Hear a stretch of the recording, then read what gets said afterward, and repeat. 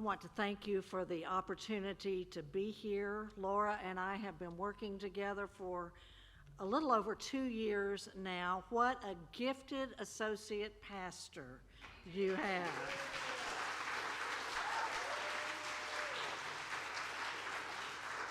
Take good care of her, love her well. I know you do, but I just want to give that little reminder. In those 2 years, I feel like I've gotten to know you a little bit, and now I get to be here and worship with you. What a gift and what a joy. Before we read scripture, let us pray.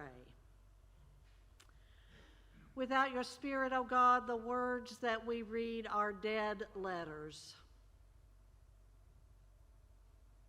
Without your Spirit, our hearts are dead as well. So come to us, Spirit of God, that these words and our hearts are raised to new life at your coming. Amen. I understand you've been reading along in the book of Genesis on Sundays. We continue with the 25th chapter of Genesis. Listen for the word of God. These are the descendants of Isaac, Abraham's son.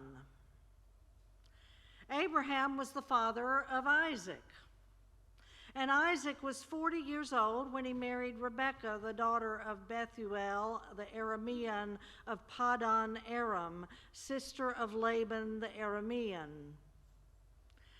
Isaac prayed to the Lord for his wife because she was barren.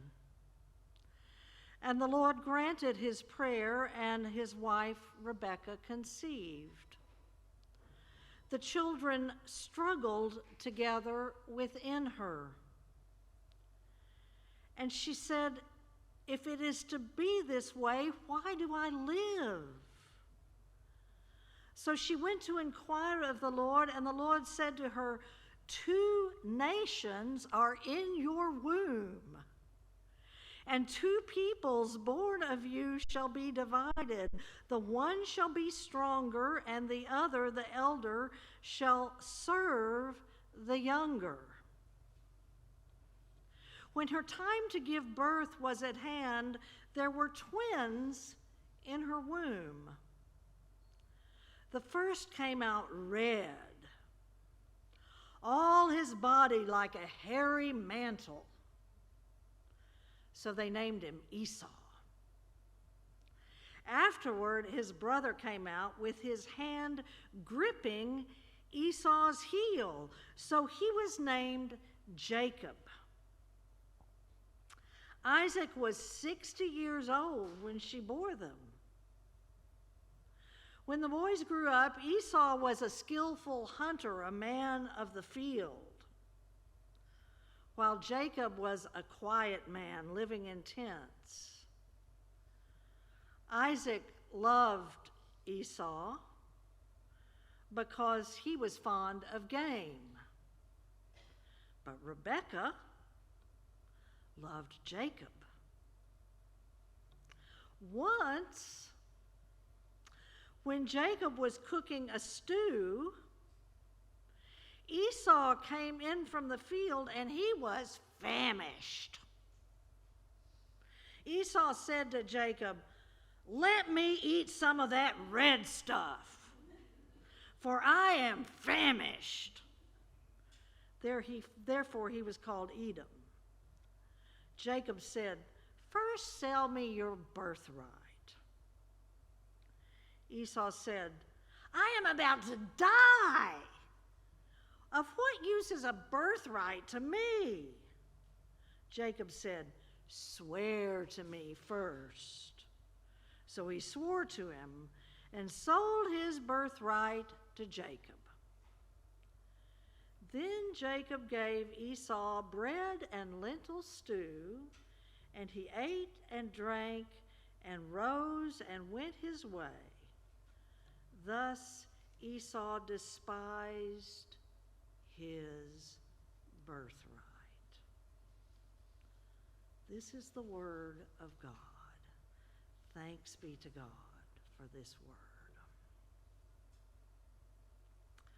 What a grand and rambunctious story. Genealogy, infertility, a difficult pregnancy, family dysfunction, a dispute over inheritance, deception, trickery. Add this one to the watch list. Definitely binge-worthy. Actually, stories like this one developed as a sort of oral Netflix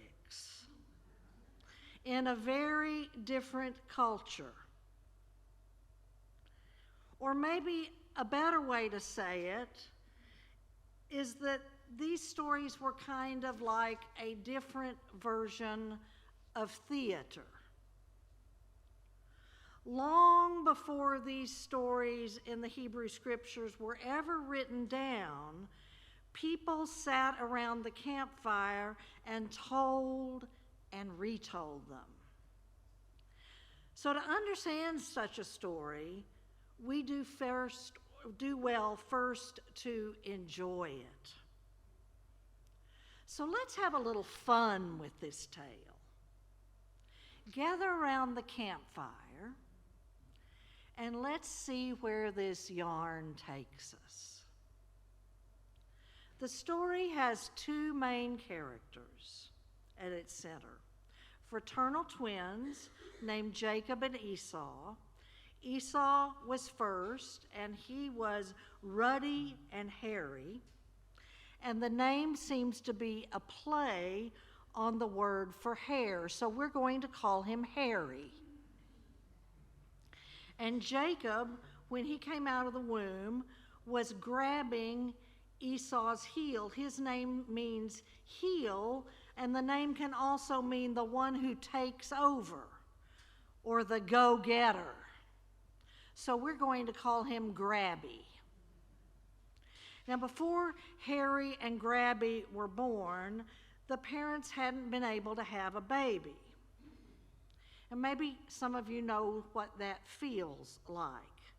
It feels like a little death every month, something you have to grieve over and over and over again.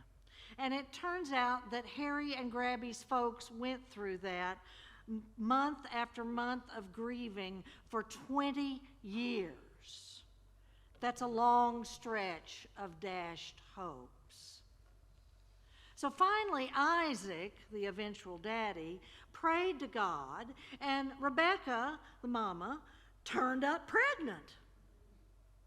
Incidentally, it doesn't always turn out that way. Put in a prayer, out comes a baby,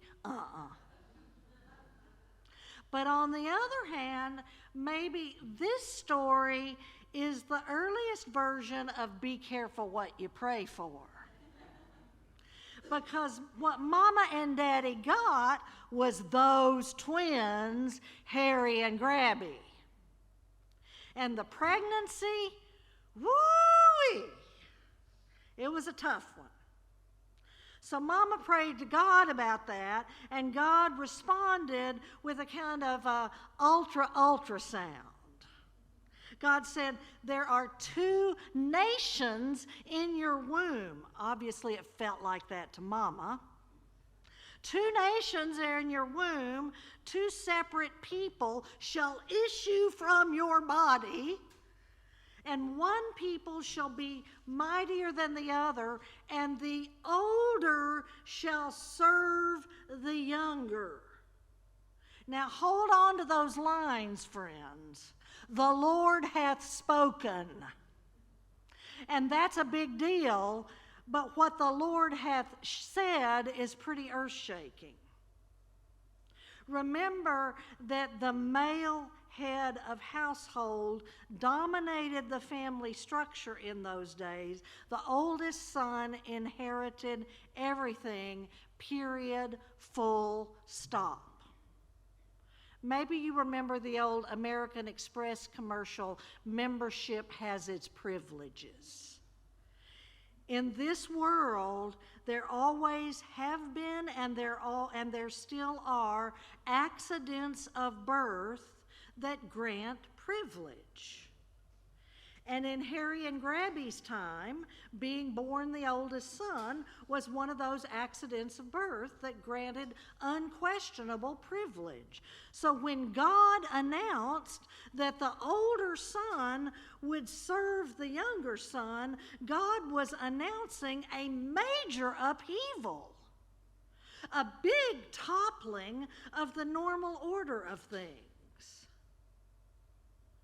Well, so little Harry and Grabby grew up.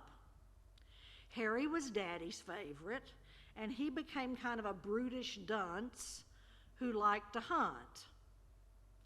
And Grabby was Mama's favorite, and he was cunning and smart, and he liked to stay inside.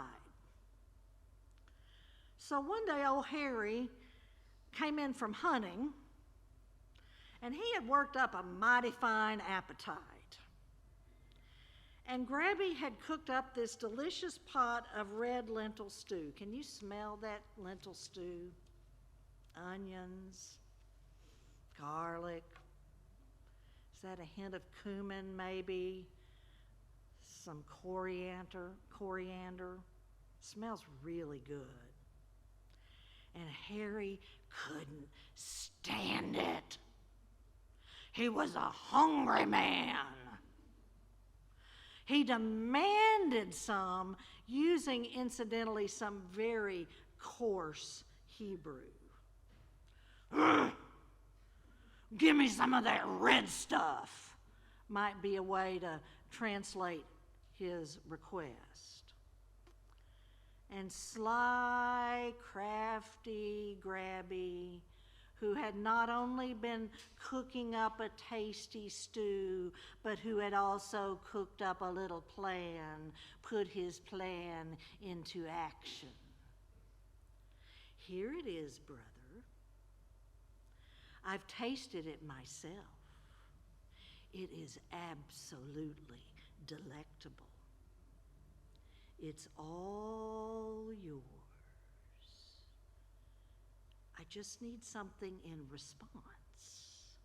No big deal, really. This delicious bowl of stew is all yours in exchange for your birthright. And the storyteller says Esau despised his birthright. Harry scorned what was his. And here is where the people around the campfire cheer and slap their thighs and laugh and laugh and laugh. Because the people around the campfire are the descendants of Jacob Grabby. The people around the campfire are the people of Israel, which is what Jacob's name eventually became. The people around the campfire have always been the underdogs. And so they just love it when brutish old Harry can't even control himself to keep from selling himself his birthright for a bowl of beans. Now, there are more episodes in this drama. The next episode, in the next episode, Grabby, with Mama's help, falsely receives Daddy's deathbed blessing, which was, of course, meant for Harry. More cheering around the campfire. Big freaky mess ensues. And beyond that, more drama and more drama. We don't have time for all of that, but it's all there for reading in the Bible. But let's step back for a moment and look at all of this. There are many directions we could go, but I'm going to share just a couple of things. Here's the first thing. In this story, God chose the least likely, Jacob, Grabby, Israel. And this doesn't happen just once in God's dealings with people. All through the Bible. Remember Joseph, the baby brother. He got chosen. Remember the baby born of peasant parents, visited by smelly shepherds and wacky wise guys. And don't forget the words that baby become an adult later spoke. The last shall be first. There is a pattern. God choosing the most unlikely people, the ones toward the bottom of the heap, the ones who aren't spit polished and all pulled together. And for me, God's consistent choice of the weakest offers a challenge to me, a person who has many advantages by the world's standards. Advantages because of my race, my level of education, my relative health, my wealth compared to most of the world, my sexual orientation. There are plenty of people who, for no reason other than the way culture has viewed them, are in the less advantaged position. This story's claim, and the consistent claim of Scripture, is that God chooses those in the less privileged place. Now, I can either feel threatened by that and angry by that, or I can feel a call to me, a privileged person, to honor, to cherish, to be quiet and listen, to advocate, to step aside and make a place for those who do not have my privileges.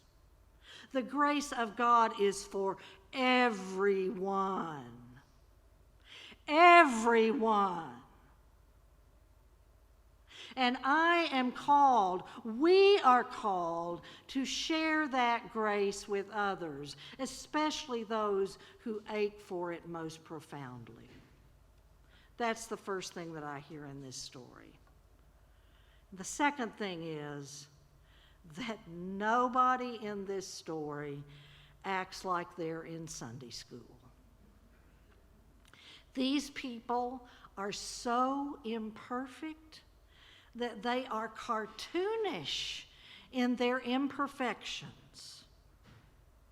And I don't know about you, but I find that wonderfully comforting. Because heaven knows that I am not Sunday school perfect. I am not a cloudless Christian. And I don't imagine that any of you are either. There is a little bit of these characters' story in all of us. Some kind of barrenness, maybe. Perhaps some kind of internal struggle. Maybe it's playing favorites or not being able to control appetites and make sensible decisions. Perhaps there's trickery in our lives, or just a big old freaky mess of whatever kind. And the amazing and glorious claim of this story is that even amidst the flaws of these people, even amidst the hurts and hopes never realized, God was there. God was acting. And amazingly, God was even using these people. Of all people, God was using these people to accomplish God's purposes. We have this treasure in earthen vessels, wrote Paul to the Corinthians, so that it may be made clear that the extraordinary power belongs to God and not to us. What good news! It doesn't matter how broken we are, how messed up our lives get, how confused we are, how much we feel like our lives are at a dead end. God can still use us, can still work in our lives, can accomplish abundantly far more than we ask or imagine. God's power and goodness are far more vast than any mess we make of our lives, and that is so spectacular, because it means that whatever ash heap we find ourselves sitting on is not the end of the story. It is never, ever the end of the story. The God who raised Jesus Christ from the dead can always raise us and our messes to new life and lead us forward. There is always hope. There is always promise. There is always a future. Thanks be to God. Thanks be to God. Thanks be to God. Amen.